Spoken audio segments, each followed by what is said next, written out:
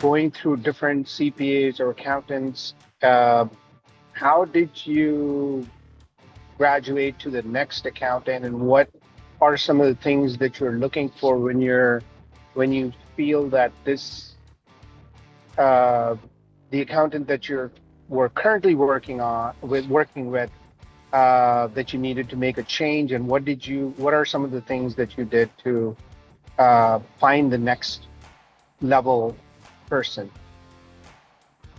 That's a great question. And there's a few questions wrapped into that. So let's address them. The first question is, what were some of the signs, right?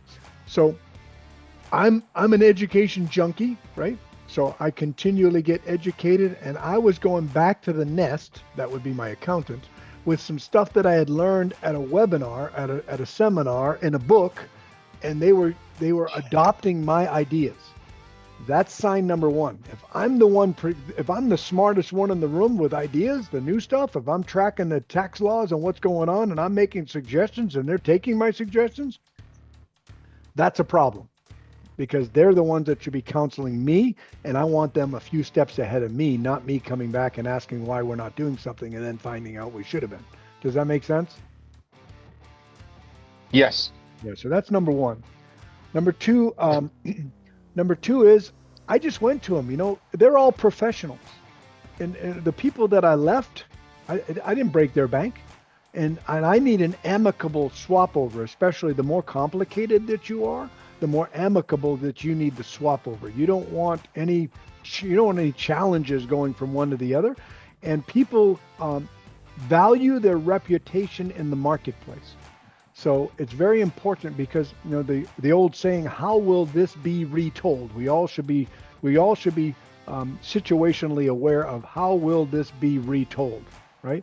So everybody in their professional world, an accountant, an attorney, and so on and so forth, how will this be retold is very important to them.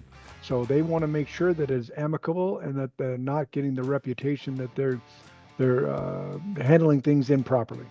So if I go to accountant number one and say I'm making a swap and I'd like it to be amicable, and this is our sunset date, this is when I would like your people to work very kindly with my people to get them whatever information, because at the end of the day, even after the sunset day, there's going to be questions and documents requested and blah blah blah. But it's very easily done. Now, is it pain free? It's not. It's a little painful. But once you start figuring out that, back to what I was talking to about Gustavo, if you're the biggest fish in their pond, you need a different pond, right? And if I'm coming back to the nest with information and figuring out that I'm sharing information that they just weren't privy to because I'm the biggest fish in their pond, then it's time to make a change.